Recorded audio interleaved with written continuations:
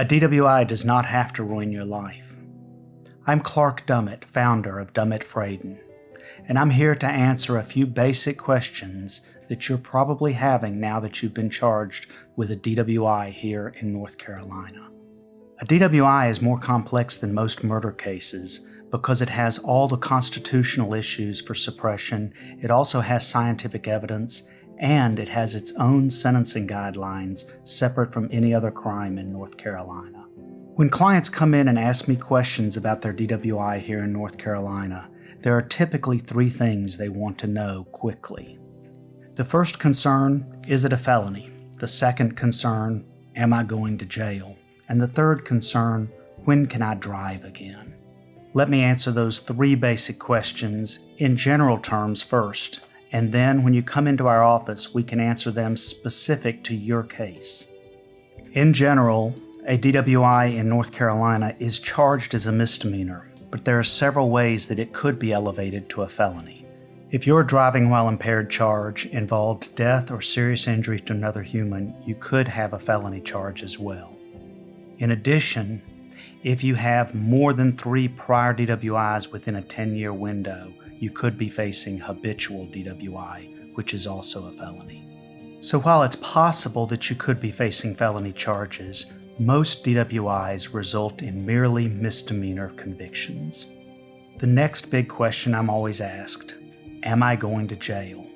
And that depends upon the facts of your specific case. The actual sentencing that you will face is dependent upon the factors that are heavily regulated in our statutes. A judge has to consider mitigating factors which lower your sentencing, aggravating factors which increase your sentencing, and then grossly aggravating factors which jump you to mandatory jail time. Even if the sentencing statutes do call for mandatory active jail time, there's sentencing alternatives that many judges will consider which could reduce or eliminate active jail time. The third big question I am always asked is, when can I drive again? Whether you can drive immediately or after a long period of time really depends upon your specific case and the factors that go into it. Because this is so unique, it's difficult to give you that answer in a video. You'll need to meet with one of our experienced DWI attorneys and walk through the factors involved in your case. To give you an idea of how complex of a question that is, when can I drive again? I need to explain that there are 3 different sources of revocations to your license based upon a DWI. First, the magistrate will typically take your license for 30 days in what's called a civil revocation. That's non-criminal.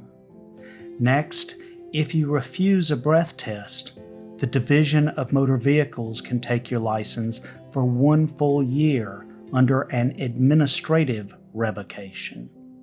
And third, when and if you're convicted, the judge will take your license for a criminal revocation. Thus, you have 3 different types of revocations, which can all begin and end at different times and are created by different sources, from a magistrate to the DMV to the judge. So to quickly summarize, a DWI is generally a misdemeanor. Generally, you're probably not going to see any active time unless you have a grossly aggravating factor. And generally, we can get you driving again after 10 days with a limited driving privilege. Here at Dummit Fradin, we've spent more than 30 years fighting DWIs. They're extremely complex. Come meet with one of our experienced DWI lawyers, and we'll go through how these factors apply to your case, and then we can answer very specifically what you're facing.